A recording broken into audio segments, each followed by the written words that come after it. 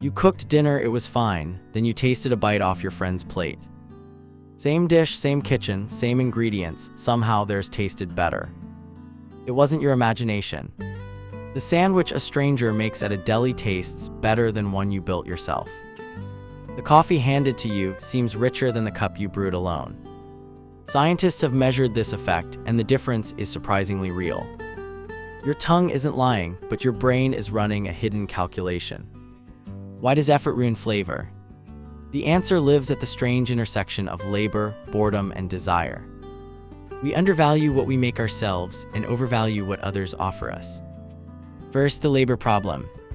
When you cook, you smell every stage: the raw onion, the browning butter. By the time you sit down, your nose has already been eating for an hour. This is called sensory-specific satiety. Your senses tire of a flavor before your stomach does. Rolls showed that smelling and seeing food repeatedly dulls how good it tastes. Her studies found appeal for a food can drop by half after repeated exposure. The cook has been exposed to the meal longer than anyone else at the table. So the chef is already half full before the first bite. But labor fatigue is only part of the story. There is also anticipation. When someone else cooks, the food arrives as a surprise. You didn't watch it become ordinary. Mystery preserves the magic. Familiarity quietly dissolves it. Then researchers found something stranger. In 2012, these two researchers tested how effort itself changes taste. Volunteers made their own smoothies and lemonade, or received identical drinks pre-made. The people who did the labor rated their own creations as less tasty. Homemade drinks scored noticeably lower on enjoyment than the exact same pre-made version. The recipe was identical, only the effort had changed. The work of preparation can dilute the pleasure of consumption. But the effect flipped under one specific condition. When people were hungry, making the food themselves suddenly increased their enjoyment. Hunger turns labor into investment. Fullness turns labor into a chore. So context rewrites the flavor. Now add the social ingredient, which may be the strongest of all. These behavioral scientists studied how sharing food shapes what we feel. People who ate the same food together trusted each other more and cooperated faster.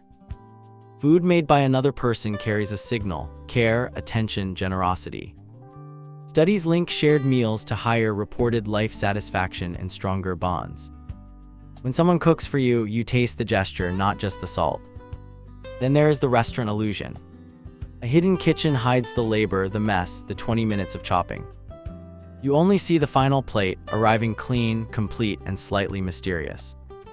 Price adds another layer. We expect expensive food to taste better. Shiv found that people rated identical wine as better when told it cost more. Brain scans showed the pleasure regions lit up more for the pricier label. The wine never changed, the expectation did all the work. Belief is an ingredient your tongue cannot detect, but your brain can taste. Your brain blends memory, price, effort, and care into a single flavor. So flavor isn't just chemistry on your tongue, it's a story your brain writes. The bite off your friend's plate wins because it carries no history of effort. So what can you do with this? Cook while hungry, and the labor becomes anticipation instead of exhaustion. Step away before eating. A short break resets your tired senses. Cook with someone, the shared effort becomes connection, not chore.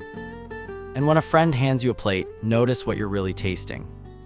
Next time your food seems dull, remember, your senses ate first. Flavor was never only in the food, it was always partly in you.